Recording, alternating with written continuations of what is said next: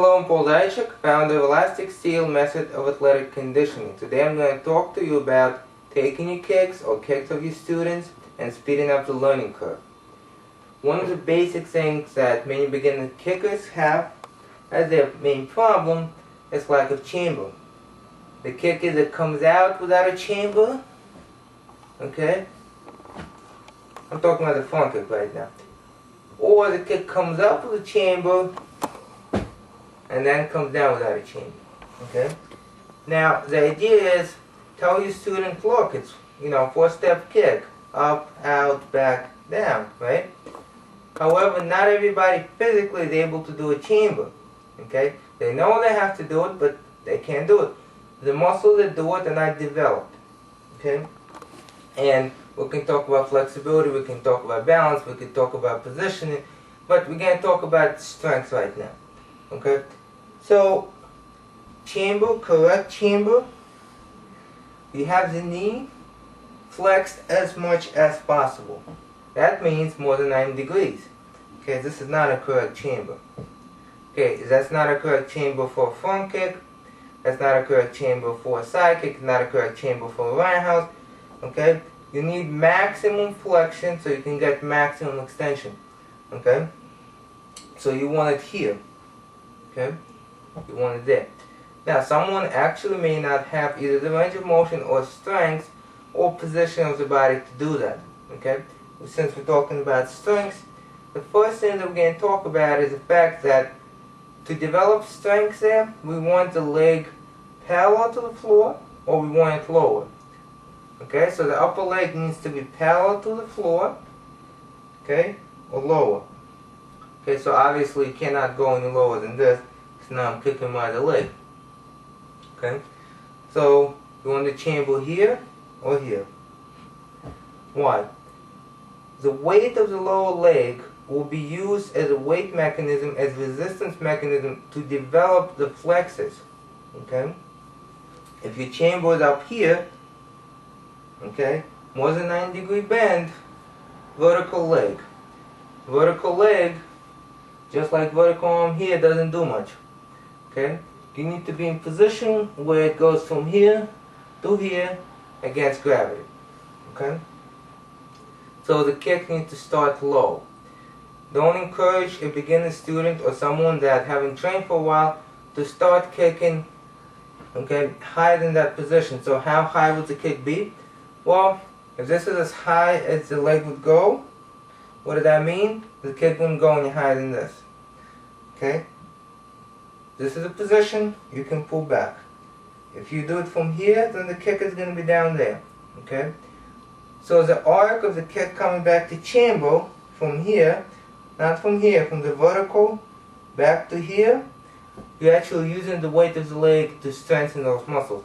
It may not be a lot, but remember, for this particular kick, you're not using those muscles to actually deliver the kick. Okay, you're using them to bring the leg back, okay, stretch the muscles, create the potential energy in there, and then release. That's what you're using them for. Okay? So, some of the things we can do, we can move from that parallel position and back. Okay? Keeping the leg, the knee, flexed as much as possible. So we're going to go from here to here and here. Okay? Seems like a hip flex exercise, right? You flexing the hip, but at the same time, you're keeping that knee as tight in as possible. Obviously, another thing you can do is you can stand there and just keep it tight in, okay, in that position, or you can stand here, keep it tight in that position, okay. We can also come up, once they get used to that, into a very tight chamber, okay. Okay, notice a high chamber, not the same thing. You're not actually developing that as much. Okay? So what does that mean? As you're doing that, you would practice, you want your practice, of course, to keep up what your strength training is doing, so you would do the low front kick. There's nothing wrong with that. Okay? They get a little bit stronger, this is as high as you would go. Okay? You would not kick high. You would just stay with that.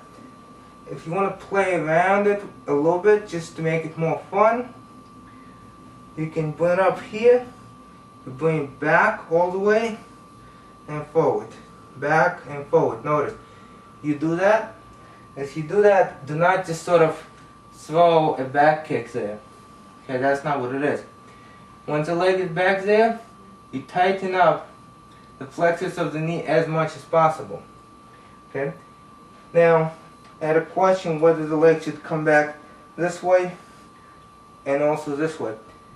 You can do that if the student has that range of motion. Not everyone will be able to come back this way. Most people will be able to come back this way. Okay. Notice there's different front kicks.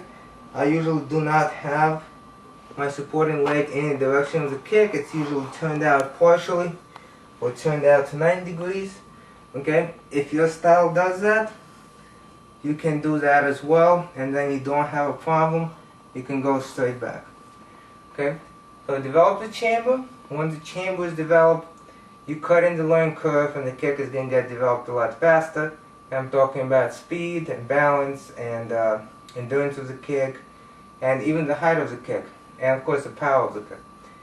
Now, having said all of that, a lot of you wanted to win the kicking combo. You asked me to do the contest for the kicking combo, which is a 4 DVD in a book. And there's a video that's going to be uploaded together with this one. You can look at it, and it gives you instructions on how you can win a kicking combo where I talk about the front kick, roundhouse kick, side kick, hook kick. There's also a book on bodyweight training that comes with it. And all of that together will teach you a lot of different things about kicking, how to progress and how to work on different modalities of the kick. Okay? Thank you for watching.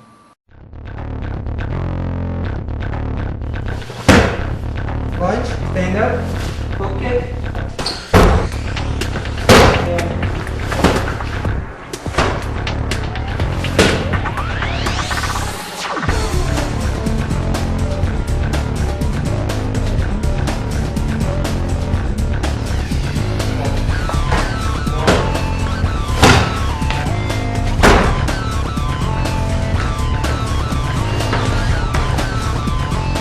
Side kick.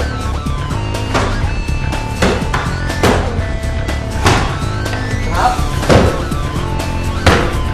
Back it from the side. Wow. Roundhouse.